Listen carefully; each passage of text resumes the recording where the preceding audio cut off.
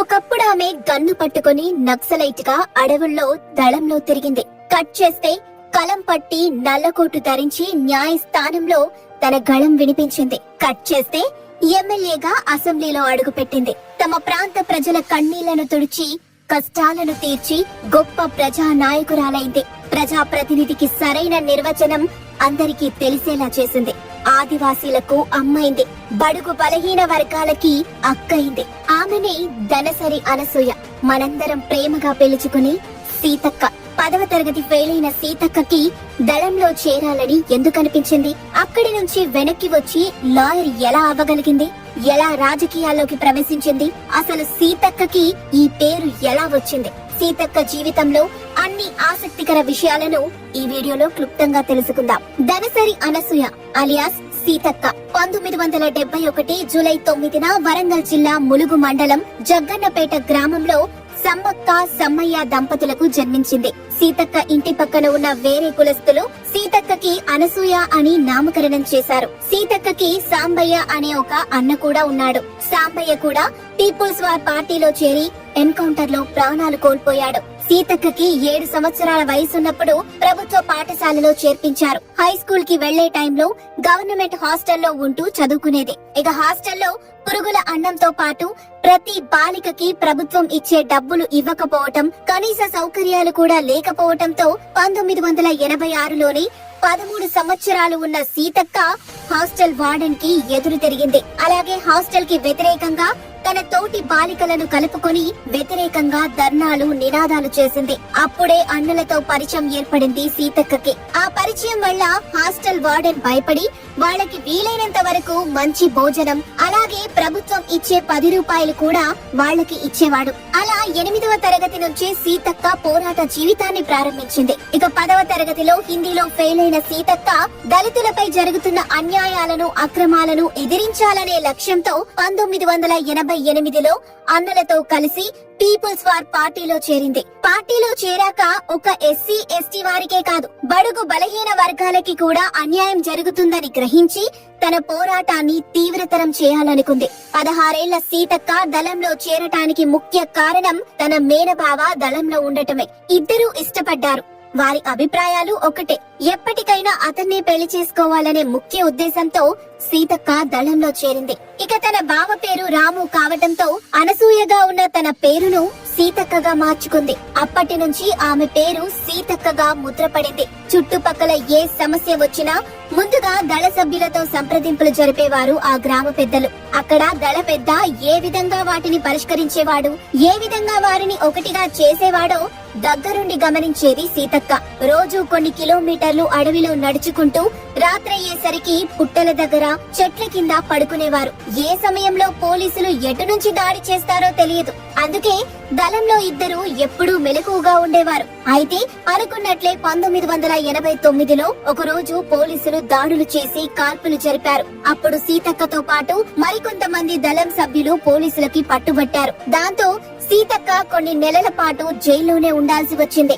జైల్లో ఉన్నప్పుడే 10th class లో ఫెయిల్ అయిన హిందీని సప్లిమెంటరీ రాసి పాస్ అయింది. ఇక జైలు నుంచి రిలీజ్ అయ్యాక దళ సభ్యులు సీతక్కని, ఆమె బావైన రాముని పెళ్లి ద్వారా ఒకటి చేశారు. అక్షింతలుగా ఆకులు, అడవిలో దొరికే పూలతో దండలు చేసి వారికి ఘనంగా పెళ్లి చేశారు. తర్వాత వీరికి ఒక బాబు జన్మించాడు. ఆ బాబుకి అడవుల్లో ఉన్నంత వరకు ప్రతిఘటన అనే పేరు పెట్టారు. ఇక ఆ బాబు అడవుల్లో ఉంటే ప్రమాదమని 2 నెలల వయసు రాగానే పెంచే బాధ్యత వేరే వారికి అప్పచెప్పి సూర్య అని పేరు మార్చి ఊర్లో వదిలేసి వచ్చారు. ఆ తర్వాత కొన్ని సంవత్సరాలకి భార్యాభర్తలిద్దరికీ మనస్పర్ధలు వచ్చి విడిపోవాల్సి వచ్చింది. ఇక దళంలో సిద్ధాంత విభేదాలు రావటంతో 1996లో సీతక్క దళం నుంచి బయటకు వచ్చేసి పోలీసులకి లొంగిపోయింది. ఆ తర్వాత ITDA అంటే ఇంటిగ్రేటెడ్ ట్రైబల్ డెవలప్మెంట్ ఏజెన్సీ అనే స్వచ్ఛంద సంస్థలో నెలకు 3500 రూపాయల జీతానికి ఉద్యోగంలో చేరింది. ఆ సంస్థలోకి చేరాక కరీంనగర్ నుంచి శ్రీకాకుళం వరకు ట్రైబల్ ఏరియాలో ఉండే ప్రజల సమస్యలను తీర్చటానికి రాత్రి పగలు కష్టపడింది. అక్కడ పనిచేస్తున్నప్పటి నుంచే ప్రజల సమస్యలను సీతక్క బాగా అర్థం చేసుకోగలిగింది అని చెప్పాలి. ఇక సీతక్క కష్టాన్ని చూసిన ఆ సంస్థ వాళ్ళు ఆమెను గ్రూప్ లీడర్ ని చేశారు. అప్పుడే టీడీపీ ప్రభుత్వం గిరిజన మహిళలకు పెద్దపీట వేసింది. ఆ మహిళలు గ్రూపులుగా ఏర్పడి కొంత డబ్బుని పోగేయాలి. ఆ డబ్బుకి టీడీపీ ప్రభుత్వం కొంత డబ్బుని జత చేసి ఊరిలో ఉండే సమస్యలను పరిష్కరించటం అనే కాన్సెప్ట్ సీతక్కకి బాగా నచ్చింది. ఇదే సీతక్కని టీడీపీ పార్టీ ఆకర్షించటానికి ముఖ్య కారణం అని చెప్పాలి.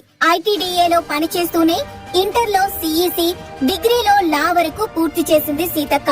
ఆ తర్వాత టీడీపీ పార్టీ గిరిజన ప్రాంతాల్లో ఎస్టీ మహిళలకు ఎమ్మెల్యే టికెట్ కేటాయించటంతో అక్కడ చుట్టుపక్కల ఉన్న కొంతమంది సన్నిహితులు పోటీ చేయమని సలహా ఇవ్వటంతో రాజకీయాల్లో ఉంటే తమ ప్రాంత ప్రజలకు మరింత మేలు చేసే అవకాశం ఉంటుందని భావించిన సీతక్క ఎమ్మెల్యేగా పోటీ చేయటానికి నిర్ణయించుకుంది. 1999లోనే టీడీపీ ప్రభుత్వం నుంచి ప్రయత్నించింది. కానీ అప్పుడు ఆమెకు పార్టీ టికెట్ ఇవ్వలేకపోయింది. ఇక 2004లో చంద్రబాబు ములుగు అభ్యర్థిగా సీతక్కని ప్రకటించాడు. తొలిసారి టీడీపీ అభ్యర్థిగా ములుగు నియోజకవర్గం నుంచి పోటీ చేసి తన ప్రత్యర్థి కాంగ్రెస్ అభ్యర్థి అయిన పోదెం వీరయ్యపై పోటీ చేసి 14,000 ఓట్లతో ఓటమి పాలైంది. ఆమెకు నియోజకవర్గంలో మంచి పేరున్నా సమయం తక్కువగా ఉండటంతో ప్రజలందరికీ చేరుకోలేక అక్కడి రాజకీయాలను తట్టుకోలేక ఓటమిని చవిచూసింది. ఇక ఆ టైంలో రాష్ట్రంలో టీడీపీ పార్టీ కూడా ఓడిపోయింది. తర్వాత చంద్రబాబు ఆమెను పిలిచి ధైర్యం చెప్పి ఎప్పుడూ ప్రజల సేవలోనే ఉండు, ప్రజల నమ్మకాన్ని గెలుచుకో, ఆ ప్రజలే నిన్ను ఏదో ఒక రోజు గెలిపిస్తారు, నాయకురాలిగా నిలబెడతారు అని చెప్పటంతో అప్పటి నుంచి తన నియోజకవర్గ ప్రజలకి ఎప్పుడూ అందుబాటులో ఉంటూ ఏ కష్టం వచ్చినా వెంటనే స్పందించి 5 సంవత్సరాల్లో ఎన్నో సేవా కార్యక్రమాలకు శ్రీకారం చుట్టింది. దాంతో సీతక్క సేవా గుణం నియోజకవర్గంలో ప్రజలందరికీ తెలిసింది. ఇక 2009 ఎలక్షన్స్ లో టీడీపీ పార్టీ మళ్లీ సీతక్కకి ఎమ్మెల్యే టికెట్ ఇచ్చింది.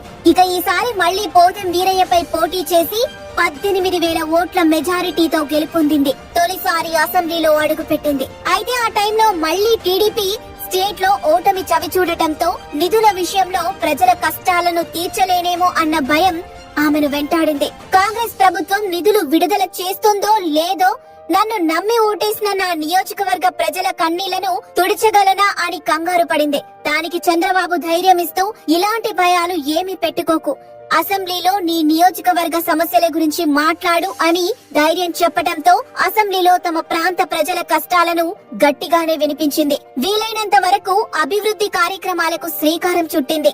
అయితే 2009 సెప్టెంబర్ లో వైఎస్ఆర్ చనిపోయాక కాంగ్రెస్ పార్టీలో గొడవలు రావటం, కేసీఆర్ తెలంగాణ ఉద్యమాన్ని తెరపైకి తీసుకురావటంతో రాష్ట్రం అల్లకల్లోలమైపోయింది. ఆమె ఎమ్మెల్యేగా ఉన్న 4 సంవత్సరాలు ఉద్యమంతోనే సరిపోయింది. ఆ తర్వాత 2014లో తెలంగాణ కొత్త రాష్ట్రంగా అవతరించటం, మొట్టమొదటిసారి తెలంగాణ టీడీపీ తరపున తెరాస అభ్యర్థి అజ్మీరా చందూలాల్ పై పోటీ చేసి 16,999 ఓట్ల తేడాతో ఓడిపోయింది.